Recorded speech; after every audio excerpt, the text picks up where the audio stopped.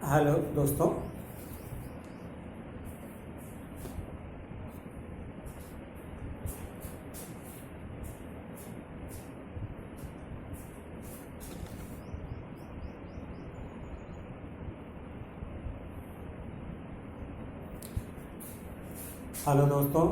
GTD group में आप सबका स्वागत अभिनंदन है। मैं चंद्र प्रकाश शुक्ला, प्रवक्ता भूगोल, गोस्वामी तुलसीदास इंटर कॉलेज कुरान प्रयागराज। आज कक्षा 12 भूगोल के विद्यार्थियों के लिए जो है अगले चैप्टर में हम बताने जा रहे हैं विश्व जनसंख्या वितरण, वृद्धि, घनत्व, इन सब के बारे में जो है आपको जानकारी लेनी है। तो सबसे पहले हम पूरे विश्व में जनसंख्या का वितरण कहाँ किस तरह से है उसके बारे में आप लोग जो है देखिए। तो सबसे पहले समूचे विश्व धरातल पर जो है जनसंख्या की स्थिति क्या है थोड़ा सा आंकलन करते हैं।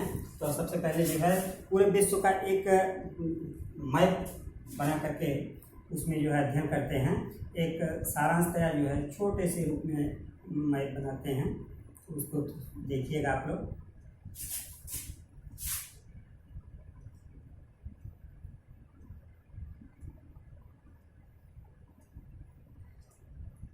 संपूर्ण विश्व का मैप बन जाने के बाद अब आप देखेंगे कि संपूर्ण विश्व में जनसंख्या का वितरण और घनत्व कहाँ किस तरह से है।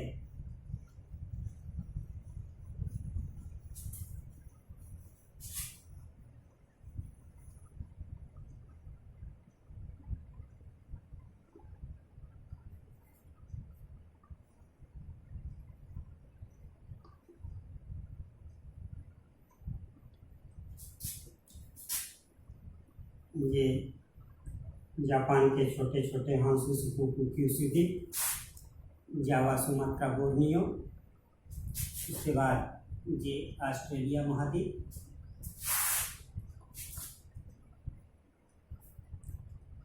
दक्षिणी अमेरिका,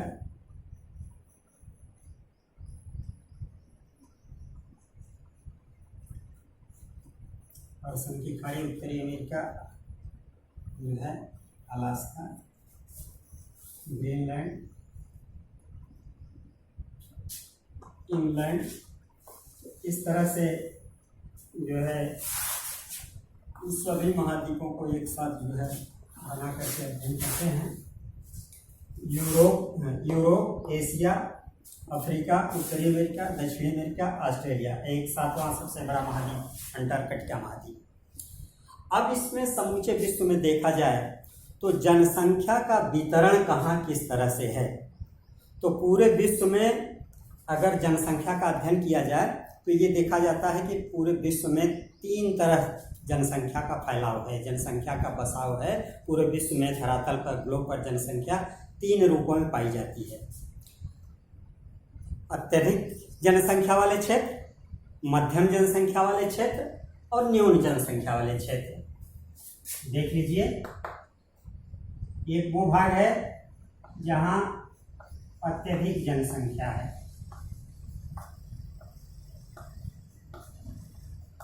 अत्यधिक जनसंख्या का क्षेत्र। दूसरा है मध्यम जनसंख्या का क्षेत्र, और तीसरा है निम्न जनसंख्या का क्षेत्र। यानी पूरे इस ग्लोब पर, पूरे 7 महाद्वीपों में 3 तरह से जनसंख्या का बसाव है। अधिक जनसंख्या यानी सबसे ज़्यादा जनसंख्या कहाँ पाई जाती है, मध्यम जनसंख्या कहाँ पाई जाती है, और विरल या निम्न जनसंख्या कहाँ पाई जाती है। तो प्रायः ये देखा जाता है कि जिन भागों में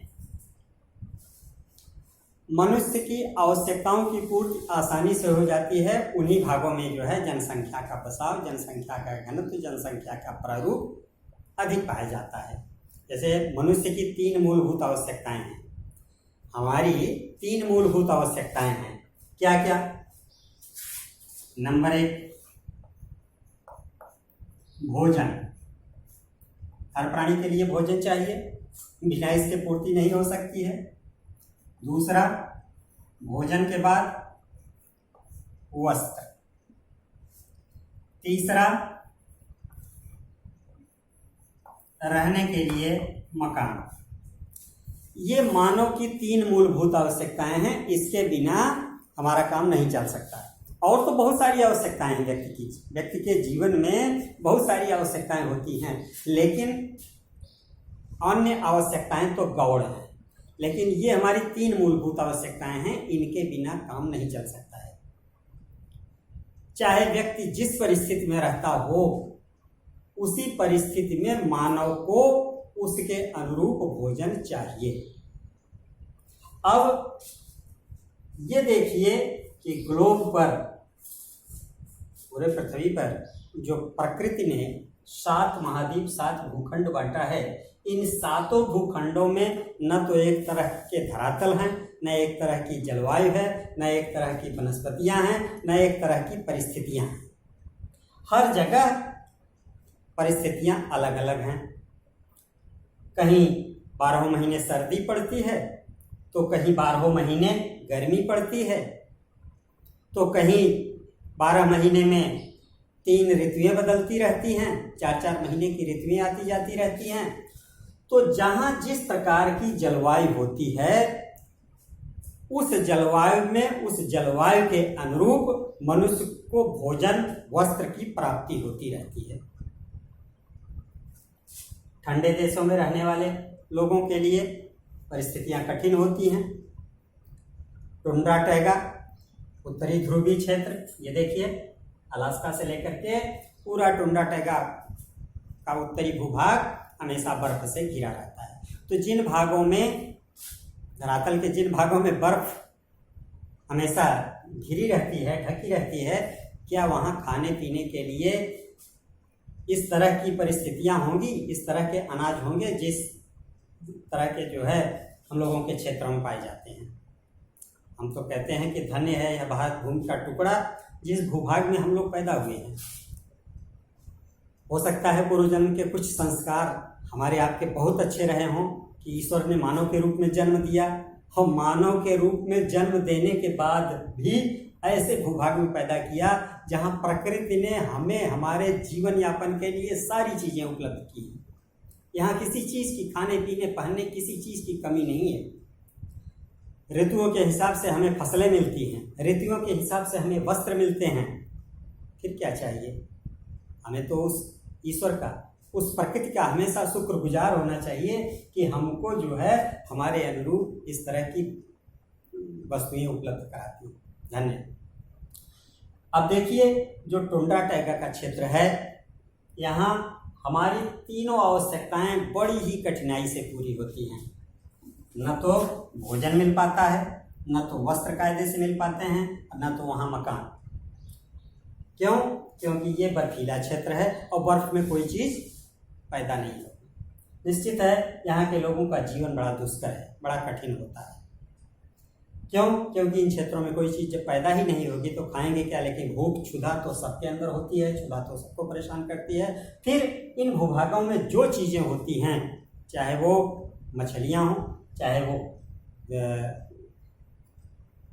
कच्ची मांस हो, कुछ समुद्रधारी जानवर जो मिलते हैं उनको मार करके ये लोग कच्ची मांस खा जाते हैं, उन्हीं से अपना जीवन यापन करते हैं। यहाँ के लोगों को आपने पढ़ा होगा निचली कक्षाओं में, एस्किमो, यहाँ की जो जनजातियाँ हैं उनको एस्किमो कहते हैं। और उन एस्किमो लोगों का जीवन कितना दुरूह होता है, कितना कठिन होता है, कितना दुष्कर होता है। सोचिए कि खाने के लिए कच्ची मांस, पहनने के लिए उन्हीं समुद्रधारी जानवरों का, जो बालधारी जानवर हैं, उन्हीं जानवरों को मार करके उनकी खाल को जो है वस्त्र के रूप में पहनते हैं, वस्त्र के रूप में लपेट लेते हैं। और आवास के लिए उन्हीं की हड्डियों की तंबू और उन्हीं की खाल की तंबू बना करके उसी में अपना निवास बनाते हैं, जिनके घरों को हम इग्लू कहते हैं, जिसमें बैठ करके जाते हैं। छोटा सा दरवाज़ा बनाते हैं और उस दरवाजे पर एक जलता हुआ दीपक रख देते हैं जो उन्हीं जानवरों के तेल से जलाते हैं दीपक, क्योंकि अगर दरवाजे पर दीपक नहीं जला करके रखेंगे तो उनका दरवाज़ा पता चला कि रात भर में ढक गया, वो बर्फ से ढक गया, बंद हो गया, और अंदर ही जो है अंदर वो बंध गए और बिना ऑक्सीजन के वो अंदर समाप्त हो जाएंगे। इसलिए वो दरवाजे पे एक दीपक जला करके रखते हैं, क्योंकि वो इग्लू का जो दरवाज़ा है वो बंद न होने पाए। तो यहाँ इतना कठिन परिवेश है, इतना कठिन वातावरण है, तो बताइए भाई यहाँ इस ऐसे विषम मौसम में, ऐसे विषम वातावरण में, ऐसी कठिन परिस्थिति में कौन व्यक्ति रहना चाहेगा। तो ये जो क्षेत्र है ये बड़ा ही विरल जनसंख्या का क्षेत्र है, निम्न जनसंख्या का क्षेत्र है, क्योंकि यहाँ हमारी जो आवश्यकताएं हैं बड़ी कठिनाई से पूरी होती हैं। देख लीजिए, ये निम्न जनसंख्या का क्षेत्र है। उसी तरह से अंटार्कटिका महाद्वीप जो बर्फ से ढका रहता है, यहाँ भी बहुत विरल जनसंख्या पाई जाती है। दूसरा है मध्यम जनसंख्या का क्षेत्र, जहाँ हमारी आवश्यकताएं मध्यम रूप में पूरी होती हैं, यानी मोटे अनाज की फसलें हो जाती हैं, पठारी और पहाड़ी कुछ भूभाग है, इन भागों में मध्यम जनसंख्या रहती है।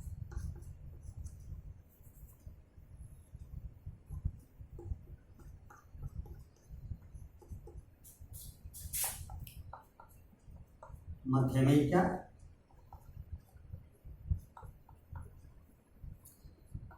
ब्राजील,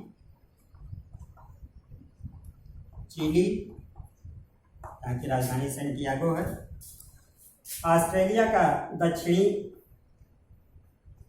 पश्चिमी भाग, पर्थ, सिडनी, मेलबोर्न, इन भूभागों में मध्यम जनसंख्या। अत्यधिक जनसंख्या के क्षेत्र कौन कौन से हैं, जहां हमारी तीनों आवश्यकताएं आसानी से पूरी हो जाती हैं। भोजन, वस्त्र, मकान बड़ी आसानी से प्राप्त हो जाता है, मनुष्य वहीं रहना पसंद करता है। सभी को भोजन चाहिए, सभी को मकान चाहिए, सभी को वस्त्र चाहिए। इसके अतिरिक्त और अन्य बहुत सारी आवश्यकताएं हैं जो इन भूभागों में बड़ी आसानी से पूरी हो जाती है। दक्षिणी पूर्वी ऑस्ट्रेलिया, दक्षिणी पूर्वी एशिया, जिसमें चीन, भारत, बांग्लादेश, बर्मा, वियतनाम और यूरोप महाद्वीप का पश्चिमी तटीय क्षेत्र, फ्रांस, स्पेन, पुर्तगाल, जर्मनी, इटली, ये भूभाग जो है अत्यधिक जनसंख्या वाले भूभाग हैं, जहां हमारी आवश्यकताएं आसानी से पूरी हो जाती हैं। यहाँ जनसंख्या का घनत्व बहुत अधिक है। इस तरह से